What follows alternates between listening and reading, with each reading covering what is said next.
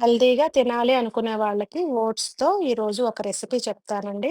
ఇది తింటే పొట్టకి ఎంతో హాయిగా ఉంటుంది.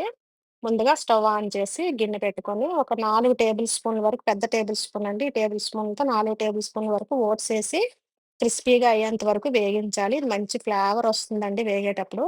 1 కప్ ఓట్స్ తీసుకుంటే 1 కప్ వాటర్ అయితే సరిపోతుందండి. కన్సిస్టెన్సీ అనేది ఇలా చిక్కగా ఉండేటట్టు చూసుకుంటే మనకు గట్టిపడిన తర్వాత పెరుగు కలుపుకుంటాం కాబట్టి ఇలా మెత్తగా ఉడికించుకొని చల్లార్చి పక్కన పెట్టుకోవాలి. నెక్స్ట్ పోపు వేయడానికి ఒక అర టీ స్పూన్ వరకు ఆయిల్ వేసుకొని, జీలకర్ర, ఆవాలు, కొంచెం మినపప్పు, ఒక ఎండుమిర్చి, అలానే 2 పచ్చిమిర్చి చిన్న ముక్కలుగా కట్ చేసి వేసాను. అలాగే కరివేపాకు, కొంచెం మిరియాల పొడి వేసానండి.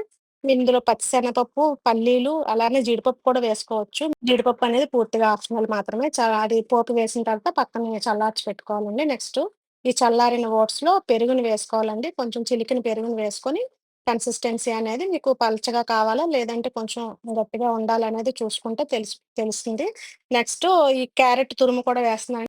క్యారెట్ తురుము ఫ్లేవర్ అనేది ఇందులో చాలా బావుంటుందండి. నెక్స్ట్ మనం పోపు వేగించి చల్లారిన పోపుని మాత్రమే ఇందులో వేసుకోవాలి. ఇలా పోపు కూడా మిక్స్ చేసుకొని ఇంక సరిపడినంత సాల్ట్ అలానే కొంచెం పల్లీలు వేసానండి. వేగించిన పల్లీలు. ఇవన్నీ వేసి మిక్స్ చేసుకొని పైన క్యారెట్ అలానే దానిమ్మ గింజలు కూడా మీకిష్టమైతే దానిమ్మ గింజలు కూడా పైన గార్నిష్ చేసుకొని కొంచెం కొత్తిమీర కూడా వేసుకుంటే మన ఓట్స్ రెసిపీ రెడీ అయిపోయినట్లేనండి. Easy and best healthy recipe అని అనిపించింది నాకు. ఒకసారి ట్రై చేయండి.